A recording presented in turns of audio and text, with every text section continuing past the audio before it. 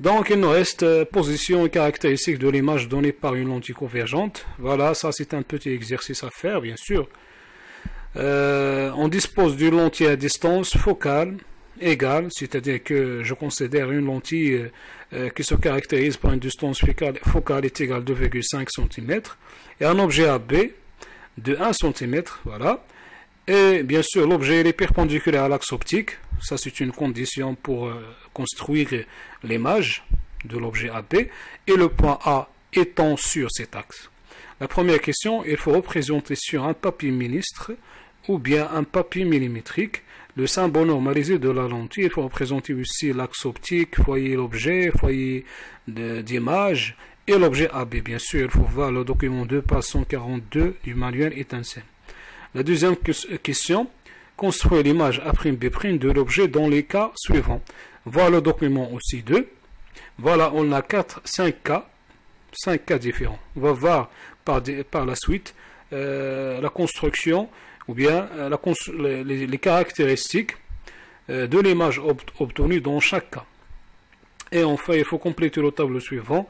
On détermine les caractéristiques. Bien sûr, je parle ici de la taille de l'image A'B' avec la taille. Il faut comparer cette taille avec la taille de l'objet.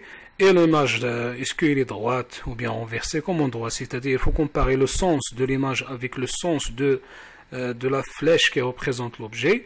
Si elles ont le même sens, c'est-à-dire que l'image, elle est droite. Si on a deux sens opposés, alors c'est une image qui est renversée.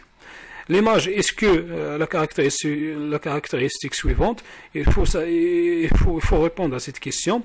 Est-ce que l'image est-elle observable sur l'écran ou bien non? D'accord? Il faut choisir la bonne réponse aussi. Il faut dire est-ce que l'image obtenue c'est une image réelle ou bien virtuelle. Donc on passe à la correction. Voilà, réponse aux questions. On commence par la construction de l'image A'B' dans chaque cas. Donc le premier cas, c'est on place un objet AB à une distance supérieure strictement à 2 fois f. On va voir ce qu'il va passer.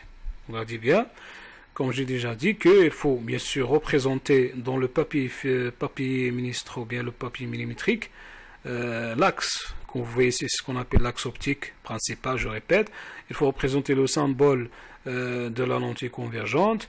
Il faut bien sûr poser les points qui représentent F' représente le foyer principal image et le foyer principal objet. Il faut placer bien sûr l'objet AB, il faut représenter l'objet AB par une flèche comme indiqué ici, dont longueur bien sûr 1 cm. D'accord? Et après, on place l'objet à une distance supérieure strictement à 2f, sachant que F, c'est-à-dire la distance focale de la lentille que nous avons ici, égale 2,5 cm. Lorsqu'on fait 2,5 fois 2, ça fait 5. Et OA est égal à 6 cm. Donc, OA, il est supérieur strictement à 5. D'accord? C'est ça la condition. On va voir ce qui va passer. Tout simplement, on représente le premier rayon issu du point B. Vous voyez ici, c'est un rayon qui est parallèle, vous voyez ici, à l'axe optique. Qu'est-ce qu'elle va passer pour ce rayon lorsqu'elle traverse, ou bien lorsqu'elle traverse bien sûr la lentille? Bien sûr, va passer par le point qui représente le foyer principal image. D'accord? Et on trace le deuxième rayon qui vient, ou bien issu du même point B, mais dans ce cas, comme vous voyez ici, le rayon passe par le centre optique de la lentille, d'accord? Et, bien sûr, lorsqu'elle passe, on a dit que tous les rayons qui passent par le centre optique de la lentille émergent sans déviation. C'est le même cas exactement. Et l'intersection de ces deux rayons, donne le point B'. Et le point B' qu'on représente l'image du point B. D'accord? Pour obtenir l'image du point A, tout simplement, il faut tracer une droite qui est perpendiculaire sur l'axe optique et l'intersection de la droite avec l'axe optique, l'axe principal optique, donne le point A' qui représente l'image du point A. Voilà. Regardez bien la taille de l'image obtenue dans ce cas-là, comparez cette taille avec la taille de l'objet. Bien sûr, on observe que l'image, elle est réelle. Pourquoi elle est réelle?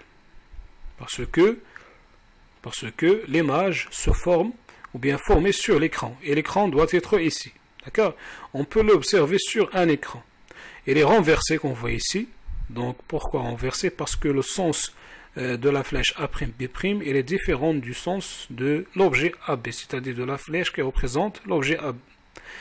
Et est plus petite que l'objet, c'est-à-dire A'B', il est inférieur à AB. On passe maintenant au deuxième cas. Le deuxième cas, c'est lorsqu'on place l'objet AB à une distance est égale 2 fois la distance focale, c'est-à-dire OA est égal à 5 cm, sachant que 2,5 représente la distance focale. 2,5 fois 2, ça fait 5. Et 5 cm est égal à 2 fois f. D'accord? Voilà, tout simplement. On utilise bien sûr le papier millimétrique et on représente en utilisant une échelle convenable. D'accord? On représente l'objet par une flèche, comme indiqué ici. On représente le symbole normalisé de la lentille convergente. Les deux points qui représentent le foyer principal image ici et le foyer principal objet à gauche. D'accord? Et bien sûr, on trace le rayon qui vient du point B, qui est parallèle, bien sûr, à l'axe principal optique, va passer par le point F'. D'accord? Et on trace le deuxième rayon qui passe par le centre et qui traverse bien sûr la lentille convergente au centre sans déviation. Et l'intersection de ces deux rayons dans le point B' qui représente l'image du point B.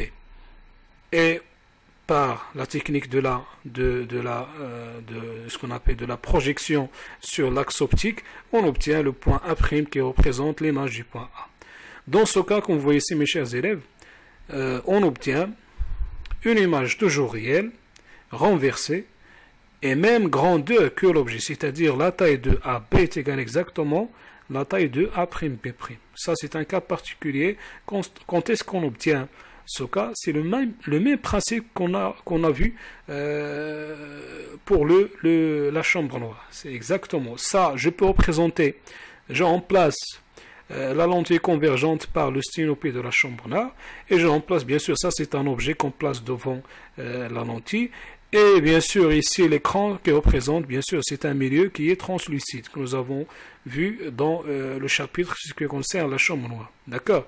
C'est le même principe exactement. On a dit que si cette distance entre le sténopée et l'objet égale exactement la distance entre le sténopée et l'écran, ou bien la profondeur de la chambre noire, on va obtenir une image, c'est-à-dire de même grandeur que l'objet. C'est le même principe. Passons maintenant au troisième cas. Lorsqu'on place bien sûr un objet entre la distance focale f et 2f. On fait la même chose exactement, vous voyez ici. Donc, dans ce cas, on rapproche un peu l'objet de la lentille. Donc, on va placer maintenant l'objet entre f et 2f. On trace ou bien on présente le rayon parallèle à l'axe optique. On va passer par, bien sûr, le foyer principal image. On trace le deuxième rayon qui passe par le centre sans déviation. L'intersection de ces deux rayons dans le point B'. Et on obtient sur l'axe principal optique le point A' par la projection du point B' sur l'axe optique. D'accord? Dans ce cas, comme vous voyez ici, mes chers élèves, on obtient une image qui est réelle toujours, qui est renversée, mais elle est plus grande que l'objet A'B' supérieur à B. D'accord? Quand est-ce qu'on obtient cette caractéristique? Tout simplement, si on place l'objet à une distance entre f et 2f. Le quatrième cas, on place maintenant l'objet à une distance est égale à f, c'est-à-dire OA est égal à exactement 2,5 cm. Voilà. On fait la même chose, donc on place maintenant AB ici sur le point F, c'est-à-dire qu'on représente le foyer principal objet. On trace le rayon issu du point B qui va passer par le point qui représente le foyer principal image. On trace le deuxième rayon et on observe que ces deux rayons émergent sont parallèles, tout simplement. Comme vous voyez ici, si je considère ici, ça c'est une droite et ça c'est une autre droite, sont deux droites parallèles, d'accord? Alors on dit que ces deux rayons sont deux rayons parallèles, hein? Alors dans ce cas, c'est un cas particulier aussi, l'image se forme, ou bien l'image se forme à l'infini, d'accord? Le dernier cas, lorsqu'on place bien sûr l'objet à une distance inférieure strictement f, c'est-à-dire inférieure à 1,5 cm. Voilà, ici, entre f et 0, par exemple. Donc on représente le rayon rouge, voilà, on représente le deuxième rayon, et on observe que ces deux rayons se divergent, c'est-à-dire ne se convergent pas. De ce cas-là, se déverse, s'écarte. Donc, où se trouve l'image de l'objet AB? Tout simplement, on prolonge le rayon vert, qu'on voit ici, avec des pointillés, et on prolonge le deuxième rayon avec les pointillés, et l'intersection de ces deux rayons donne le point B', et on fait la projection du point B' sur l'axe optique, on obtient le point A' qui représente l'image du point A. Dans ce cas, comme vous voyez ici, mes chers élèves, faites attention, l'image obtenue se trouve dans la zone où il y a l'objet. D'accord? Dans ce cas, on dit que l'image, c'est une image, elle n'est pas réelle. Pourquoi elle n'est pas réelle? Parce que l'image n'est pas formée sur l'écran. Et je sais que l'écran se trouve ici, c'est-à-dire derrière la lentille. D'accord? Ça c'est une image réelle. Excuse-moi, ça c'est une image virtuelle. Parce que je répète, n'est pas formée sur l'écran. Et toujours l'écran, comme j'ai dit, se trouve derrière la lentille. Et on observe que cette image, elle est droite. Comment ça, elle est droite? C'est-à-dire, je compare le sens de cette flèche avec le sens de la flèche AB. Et on observe que ces deux, bien sûr, flèches, la flèche A', B' et la flèche AB, ils ont le même sens. C'est pour cela qu'on dit que l'image obtenue, c'est une image droite. Et plus grande que l'objet. C'est-à-dire, je compare tout simplement la taille de l'image A', B' avec AB. C'est-à-dire, on obtient A', B' supérieur à AB. Donc, c'est le cas exactement de la loupe. Et on va voir ça pendant le chapitre suivant, Inch'Allah. Compléter le tableau. Donc, il faut compléter le tableau par les caractéristiques de l'image A', B'. On commence par le premier cas. On a vu que lorsqu'on place un objet AB à une distance supérieure strictement à 2f, dans ce cas-là, on obtient une image qui est inférieure à AB. C'est-à-dire la taille de l'image A', B' inférieure à AB. Et l'image renversée, c'est-à-dire se forme sur l'écran. Le sens de l'image est différent du sens de l'objet. Elle est observable sur l'écran, oui. C'est-à-dire on observe l'image sur l'écran. Et l'image, elle est réelle. Le deuxième cas, lorsqu'on place l'objet à une distance est égale à 2f. C'est-à-dire on obtient dans ce cas A', B' est égal à AB. C'est-à-dire l'image, elle est renversée. Et oui, on observe bien sûr l'écran sur... ou bien on observe, excusez-moi, l'image sur l'écran. Donc, on conclut que l'image, elle est réelle. Le troisième cas, ici, OA entre F et 2F, A', B' supérieur à AB, l'image, elle est renversée. Oui, c'est-à-dire l'image obtenue observable sur l'écran, et l'image, elle est réelle. Le quatrième cas, si on place OA est égal à une distance est égale F, ici, on ne peut pas préciser bien sûr la taille de l'image, on ne peut pas préciser ce qu'elle est droite ou bien renversée, mais je sais que l'image se forme à l'infini. Pourquoi? Parce que les rayons émergent parallèles, sont parallèles. D'accord? Et l'image se forme à l'infini. Dans ce cas, l'image, elle est réelle. Pourquoi? Parce que se trouve dans la zone où qui contient l'écran. Le dernier cas, OA inférieur strictement F. Alors, on obtient de ce cas A', B' supérieur à AB. Donc, l'image, elle est droite.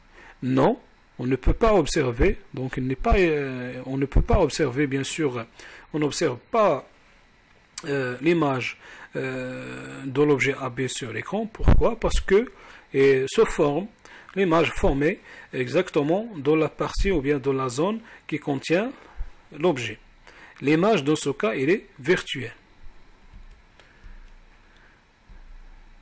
Le bilan, il nous reste maintenant de faire le bilan de cette partie qui reste, donc tout simplement ce qui concerne la construction géométrique de l'image d'un objet AB par une lentille convergente. Bien sûr, pour obtenir une image réelle et nette, il faut vérifier la netteté. On a vu c'est quoi la netteté.